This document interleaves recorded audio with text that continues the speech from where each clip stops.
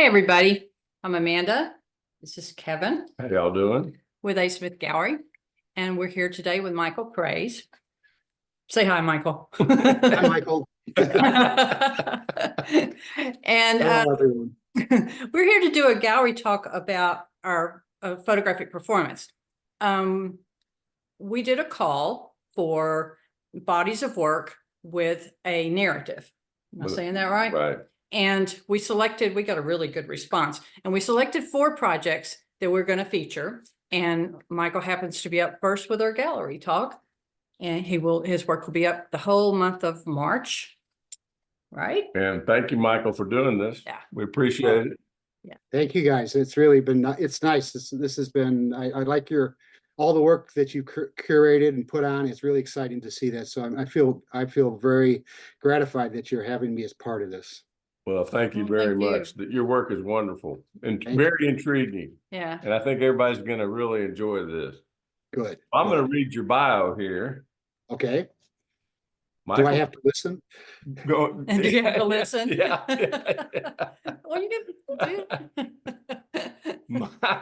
Michael Prais grew up in suburban Dearborn, Michigan, the home of the Ford Motor Company during the post-World War II heyday of the auto industry. He studied chemistry, physics, and mathematics at the University of Chicago and received a doctorate from UCSD, analyzing the distribution of vibrations in mathematical models of the surfaces of crystals. My goodness.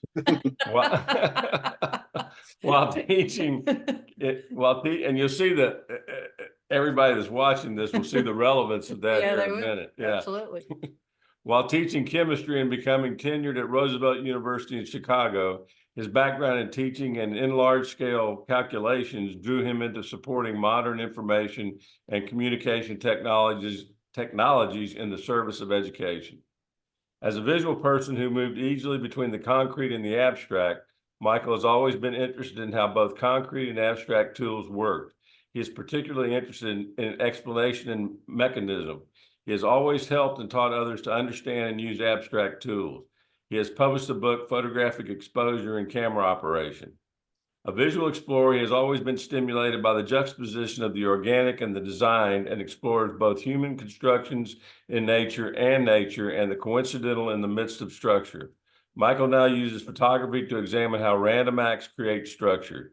His current project, Out of Context, examines the concepts of resemblance, reassembly, and recognition in photography, and the concept that all photographs are taken out of context in an upcoming book of images and ideas. All right, well, welcome, Michael. Thank you, Kevin. I couldn't say any better myself, Kevin. Thank you. You want to read your statement for us? Yes, I will. So this is the project is called Out of Context, and it's about the reassembly of photographs. The reassembly of photographs figuratively illustrates that photographs are immediately and forever taken out of context. As much as resemblance is heralded as reality, photographs are disconnected from the reality that we take them to be.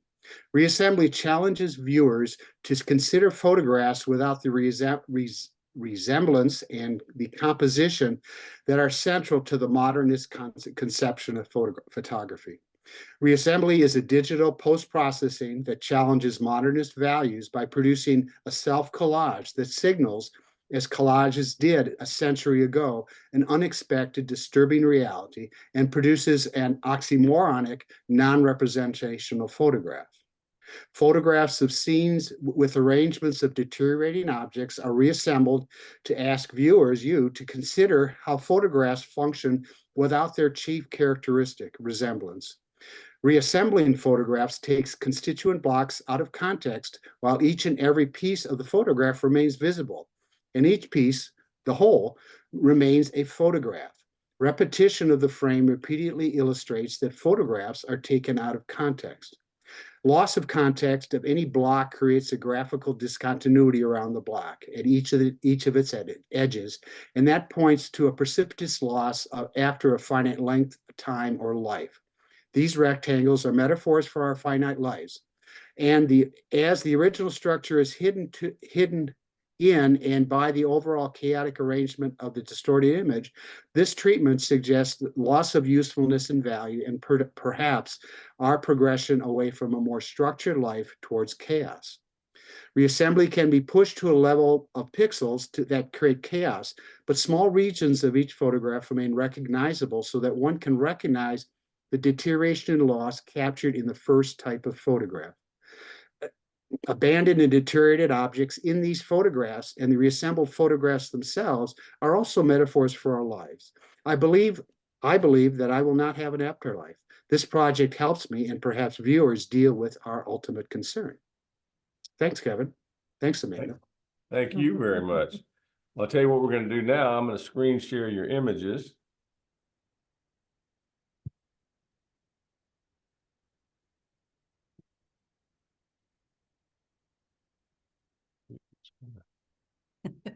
Sometimes It's works. always a challenge. Sometimes it doesn't. There we go. It's gonna work. There we are. Here's number one. I think you can see it. All yet. right, here it is. There you There go. you go. Can you see that? Yes, I can. It's coming on. All right. So I'm going to ask you a few questions. The first one is, what was the genesis or impetus of this body of work? Okay, so I'm a visual person, and I've been interested in understanding and explaining how things work, as you mentioned. I'm stimulated. I find I'm stimulated by lots of things that I see, and I took up photography about 25 years ago to record and to analyze these things. I found myself capturing arrangements of discarded, abandoned, and deteriorating objects. And when challenged to explain myself, I felt that it was the deterioration and loss in my life that I was talking about as a personal concern. A touchstone for creating these photographs has been the traditional domestic still life. While I look for arrangements outside the home, the images retain that concept of vanitas. To further respond to the challenge and to move my images from a modernist to a contemporary portrayal, I started to distort my images. The native images and their distortions recognize our universal concern about deterioration, loss, and our eventual demise, our ultimate concern.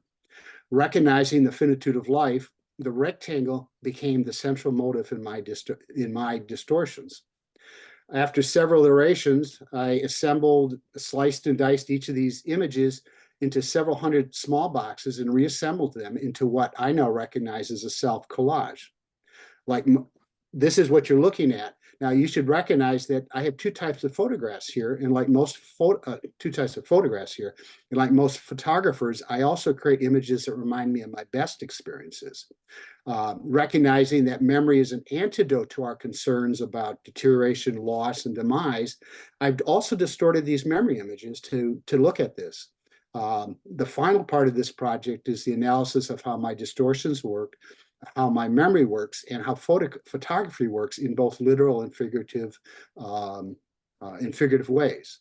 So I got started looking at photographs, and I sort of evolved this into where I'm looking at chaos right now. Very good. Tell us about how your background in photography and or work experience informed this work. So I started working before I started taking photographs. So it's a little bit lopsided, but I've always, as I say, I'm interested in how things work. And I've always been interested in helping others. I've been a teacher all my life. I've been a traditional professor, but I've also, after that, I turned to be an early adopter and a change agent in general for, in this case, information and communication technologies. With this project, I'm looking at myself as a change agent addressing our ultimate transformation, a transformation from life and structure to death and chaos.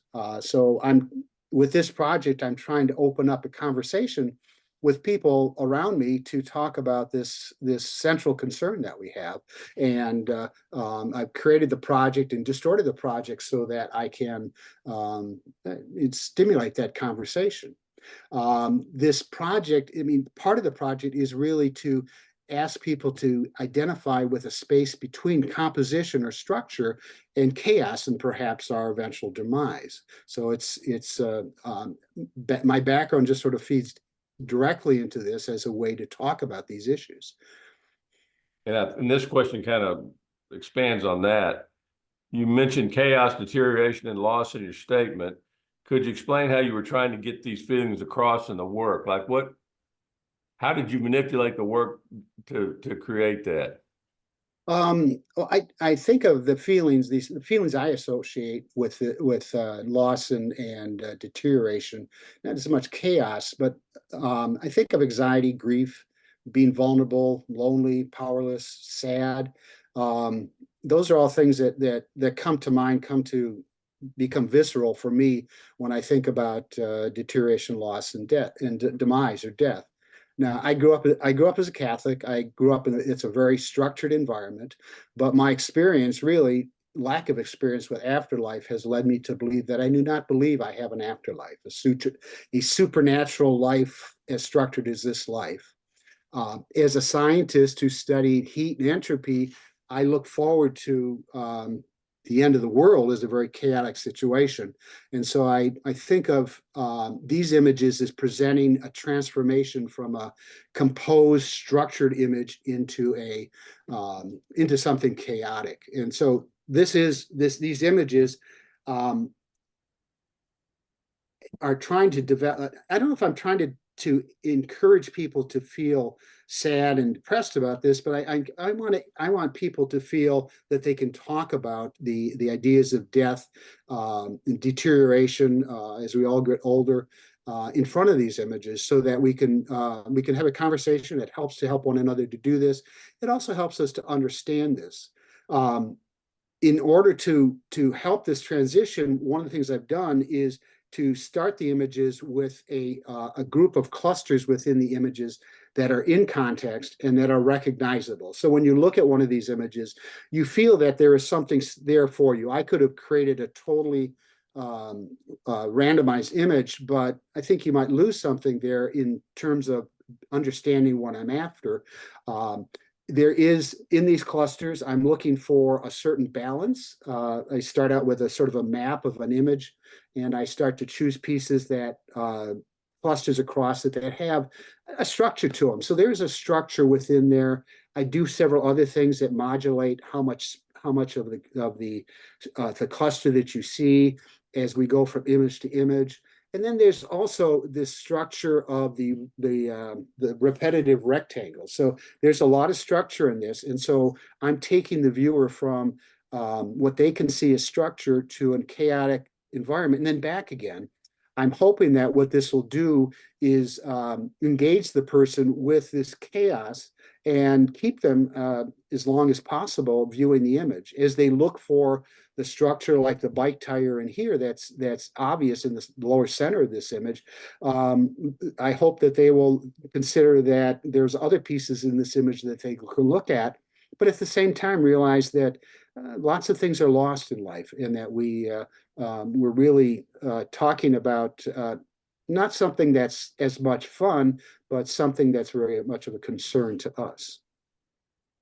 So the other aspect of it is that they're, naturally, because you're the one moving the puzzle pieces, they're like personal meditations also, right? I mean, it is very much like a meditation. I have off to the right, as I talk to you and talk to anybody, I've got a board with some of the images on there for trying to figure them out, and I find them extremely engaging, and I've been gratified that a lot of other people find them engaging. They part of it is you can't. I mean, part of the idea here, one of the ideas is that you can be comfortable with chaos as much as maybe at one time traditional painters went out into the wilderness. O'Sullivan or someone like that went out into the wilderness and took pictures of things so that in a composed way, so that they don't look as foreign to the settlers or to the pioneers, and allowed people to go back into it. This is sort of the same way. I'm a change agent like Sullivan is, to say, hey, you could look at this, and while this is both literal in this particular picture, an exhibit of deterioration, it's also a conceptual idea behind points to our deterioration, just like things we hold dear are falling apart. We'll drill down that a little bit more. The way you move the way you move and place the squares in the matrix is not unlike mark making in a painting or drawing. How much of this is a planned or conscious move, and how much is happening on a subconscious instinctual level? So this is very much so. This is mark making. It's an important part of the project, but these rectangles are are more complex than brushstrokes or charcoal lines. So digitization and automation are an important part of this project. And as you probably already recognize, it's going to be an important part of lots of other projects. Right. When you first see this, your experience is going to show you, I would say, the unconscious component, the chaos. And when I build this, I have a design behind this, and I let a computer algorithm decide, based upon my instructions, my rules, where these particular blocks go. I have to tell you where I start, where I'm very conscious. I mentioned earlier that I select a handful of pieces within the image, and then I build the chaos around those. Now, it allows me to keep those pieces in a place where you can recognize them, but it also makes these images very difficult to at first see those particular pieces. So I'm very conscious about the design. I'm conscious about the balance of those pieces, but I want there to be a very unconscious piece that's taken care of by something I don't control. Because if you think about chaos or randomness, really the technical definition is that there's a lot of pieces that you cannot understand Right. that are affecting these things, and life becomes less deterministic because of those other features in other forces in the life that you're not able to, or scientists are not able to identify. When I finally get this picture out, then it becomes I don't always get the picture I want right away. I go back and forth and iterate on a lot of the pictures. So there's an unconscious or a subconscious, let's say, component to it. When I look at the picture and decide, are those blocks in the right place? Have I covered the right thing? Have I shown enough? Have I shown enough ankle or knee or whatever to make the image attractive? So I would say there's conscious, subconscious, and unconscious components in a sort of inverted way from a regular painting or a drawing. Right. Right. Wow. And we were the other day when we were talking specific. You were mentioning this while we were looking at this particular image. Mhm. The question is, you've mentioned that the images do not contain a direct memory, but reference memories. And this happens without a complete composition, but enough of a solid image to draw us into it. Could you expand on that? So this isn't a good example of what I would call a memory image as opposed to a deterioration image of mine. So I have gone out, like most photographers, and captured things that remind me of my youth. This particular house is somewhat similar to the house I grew up in Dearborn, and so I took this picture. I'm interested in the original image, in the dappling of the shadows onto the sunlit house. And then I've distorted that to sort of suggest, well, what does distortion do to my memory? Part of that is to recognize that memory is not resemblance. And the second book I deal with, which is called Memory and Recognition, points to the fact that a photograph does not constitute a memory. I don't need a whole photograph to remember something. It's a photo. The memory is within myself. Memories are really fragments. I generate memories or develop memories by having some experience, whether it's detrimental or beneficial. But I only remember a few recognizable marks. And those recognizable marks are associated with the memory and generate feelings associated with that initial experience. Now, I don't need a whole lot of marks in a photograph. In fact, there's a lot of marks that really have nothing to do with memories in any photograph, although most people like to think they show everything of a site, or they like to think they have a photographic memory. But you really only need a small part. Now, For example, in my memory images, a lot of them include water. Now, I grew up in a sort of a lake area in Michigan, and we've always been involved in water. So water plays a big part in my favorite experiences.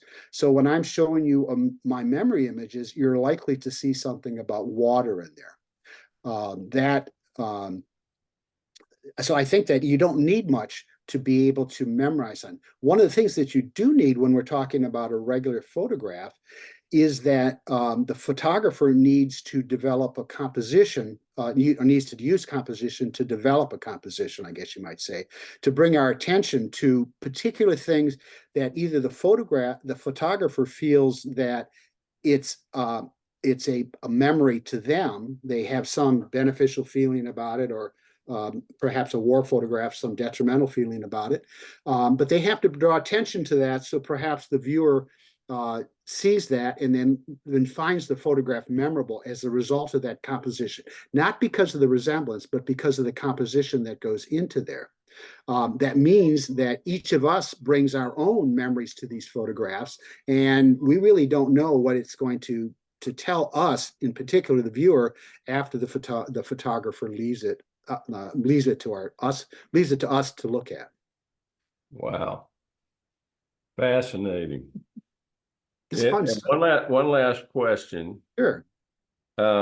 You mentioned that all photographs are taken out of context. Could you explain what you mean by that? Love to, because that's a central theme, and that's actually a theme that came up after looking at what this does. In fact, I've really been you've asked some great questions, Kevin. I've been enjoying thinking of the answers as we've been going along. Well, But thank you. it's really great. The idea that let's see. So when I look at this photograph, let's say I have each of those boxes in there, and they are actually vertically oriented. They're 3x2 boxes. They're the same aspect ratio as each of the photographs. And as I'm looking at this in this chaotic way, most of the boxes are not sitting next to a box that they originally sat next to. They've really lost the context around them. Think about one box surrounded by maybe a handful of other boxes.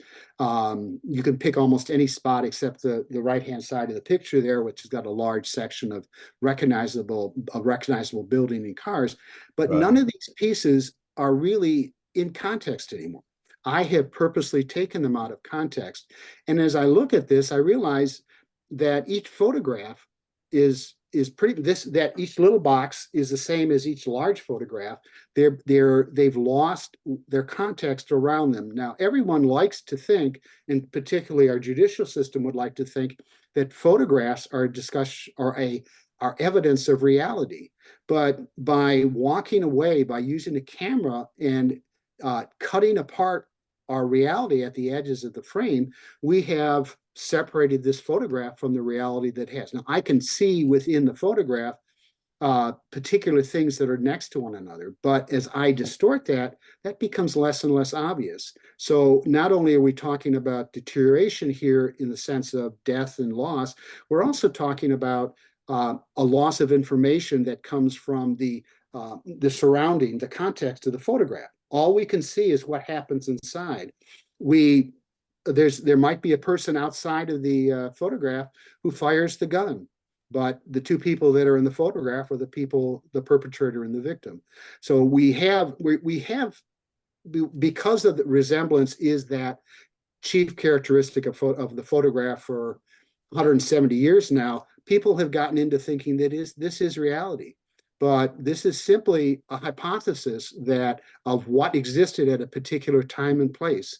And it's a belief. It's no different than a lot of other beliefs that we have that that have no context to them, that are built just to make us feel good that I knew that person, or I had that toy, or I had that red car, or whatever it is.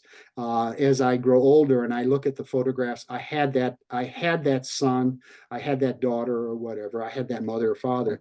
That makes me feel good that I possess something in this life. Wow. Really, really fascinating. Thanks. It has been great talking to you. It's been great talking to you guys, man, and Let's Kevin. stop the share here. Yeah, the work is amazing. Thank you. Thank you. And- It's really nice. The It's, discussion. the idea is, Go ahead. the idea is to talk about it. And so you guys have been really generous to give me an opportunity to talk about this. So this is really nice of you. I appreciate it very much. Well, I think you've changed our perception of what we're doing. So we're gonna be looking at things a little bit differently from now on. Thank you. Well, that's the idea. I'd love to talk to you again. And we're looking forward to your book coming out. When is that going to happen? It's gonna come out this year. I have, I don't have as much time as I'd like, you know how that is. Yeah.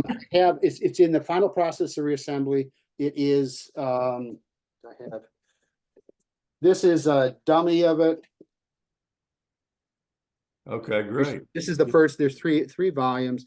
It's gonna come out as I'm planning to have a dozen or so artist copies that are hand sewn and come in a box, and then it'll be a more expensive version, and then something like this. This is slightly larger than I need to.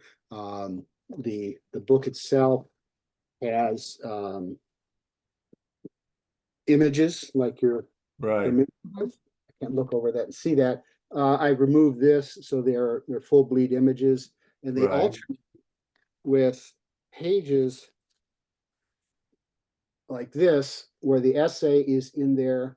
And there are two types of photographs here. I mean, part of the project is to do, part of being creative to me is to come up with alternatives to do things. So I've done that in the photographs, but I'm also doing that on these text pages. Yeah, that looks interesting. And so this image actually is a part of the image from the previous page. It's in the actual position. So this, given a three-dimensional format to work with, I've taken the idea out of context further into a third dimension. So this flows through to the page behind it, and it shows up in other images. Wow. Yeah. Well, that's good. On top of that, the essays that I wrote are blocked as quotes, and they flow through the book. And then there are also parts of images that are in the proper position. Right. Wow. Here, but they're not reassembled. So I have a counterpoint so that people, if they start to look at this and pay more attention, they will see a lot. They'll see a lot to work with and understand different pieces. So that is working. So I also have the background. I don't know if you can see that. This piece is here. The page, rather than just have a simple page, I've created a series of randomized backgrounds that look like a wall that's been abused, let's say, and that will run through all the text and small image pages. Wow, fantastic! Yeah, that's very cool. I'm hoping that I'm working on finishing the backgrounds now. I have an editor who is getting back to me this month with editing of the text and stuff. And the images are all done. You saw a selection of images from the book. I think there's about 70 images in the book, and you've seen 20 of them. So right. Show that 20 of them. And I'm hoping that in the next couple of months I'll have it reassembled and off to the printer. Well, let us know when it's done. Yeah. I would. I have to let you guys know. Well, Michael, again, man, it's been great talking to you. Thank you so much for doing this and supporting the gallery. I have a question. You mentioned, I saw that you guys came on, you showed the work, and my congratulations to the other people who you selected. That's really wonderful work. I'm really interested in hearing what they say. You said that there's going to be a reception on the 2nd. Is that what we're doing right now? Oh, you're just going to have this. Okay. You're living I'm living it large right now. Okay. Excellent. Okay. So that's fine. I was wondering if I had another commitment. Yeah. I wish we still had the brick and mortar so we could have a reception, but I didn't realize that. that's not the case anymore. But again, let me compliment you very sincerely that what you're doing is wonderful. You're doing, you're putting out such nice work. You're selecting such nice work. It's more contemporary, which is part of what I like. So I have that affinity for your selection. So really, it continues to be a joy. So I will be looking forward to seeing everything that you guys have on. Fantastic. Thank you very, very much. Yeah. All Hey, right, thanks. well, we're A going pleasure. to sign off. Okay, you guys be well, be happy, and I will see you again sometime. Wonderful talking to you. Thank you, Amanda, Kevin. Okay, thank you. Bye. Bye-bye. Hi, thank you.